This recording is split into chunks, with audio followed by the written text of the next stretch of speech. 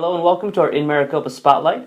I'm Adam Wolf, and joining me today is Sergeant Leonard Perez of the Maricopa Police Department. Sergeant, thanks so much for coming in. No problems. I'm enjoying it. Good. So tell us a little bit about yourself. What made you want to become a police officer? Well, from an early age, it's always been about helping out the community and serving. And I had an uncle who was a police officer, and I saw what he did, and it really impacted me. And so that's something that I've always desired to do and went after it. I've been here for since 2007. I've been an officer for 15 years, and I have a wife and 4 kids. Live here locally. Great. Where were you before you came to Maricopa? Prior to Maricopa, I lived in Marana, Arizona, or Tucson, and that's where I was born and raised.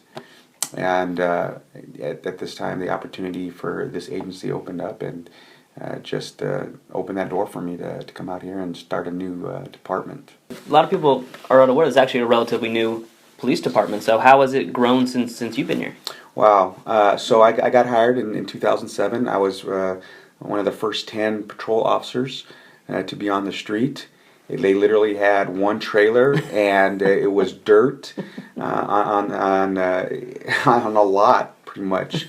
So it's changed quite a bit. We've gotten a lot more advances as far as personnel and just technology, and it happens so quickly. But it's been a great learning experience. One of the departments that's actually usually on the forefront of technology with the body cameras and things like that. It's great to see. Yes. With all that going on, we're trying to stay ahead of the curve with the population and the growth. So, immediately you have brand new vehicles, immediately you had brand new laptops to put in those, and things just progress at a very fast rate. And the body cameras is just another product, another technology tool to help us do our job and be more transparent to the public. Now, speaking of transparency to the public, like any city, there's going to be crime. Can't eliminate it all, correct, unfortunately. Correct. What are some of the public safety issues that Maricopa faces on a daily basis? Well, the biggest thing is, as you know, we have to address the underlying problem.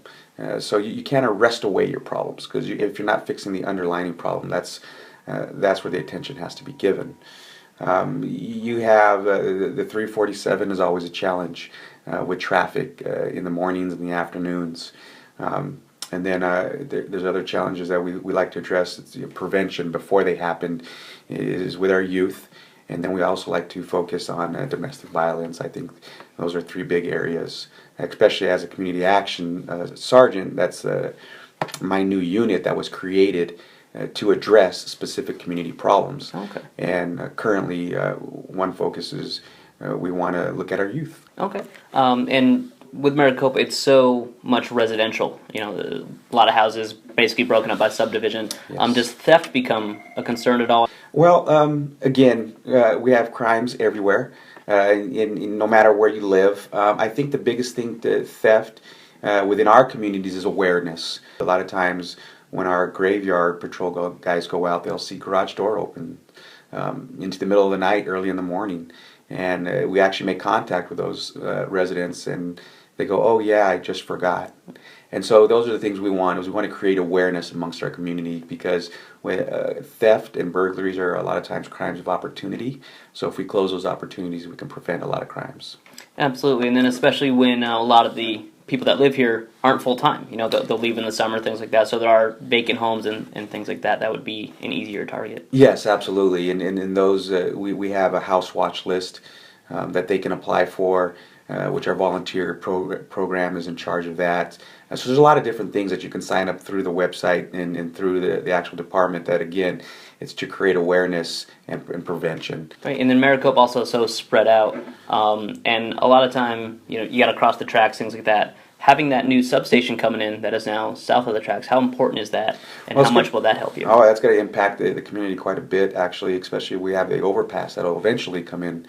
So being on this location on the south end of the city allows those residents to have that direct contact with us, and it just creates a great bond with them, and lets them know that we're human and approachable. So it's a great location for that place.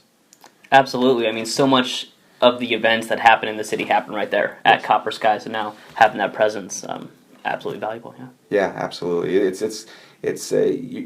won't see the impact until a little bit later on down the line as they get settled into that place. But yeah, they're going to always have access to us, and that's important. So there's some people who think that, well, I don't want to bother them with that question.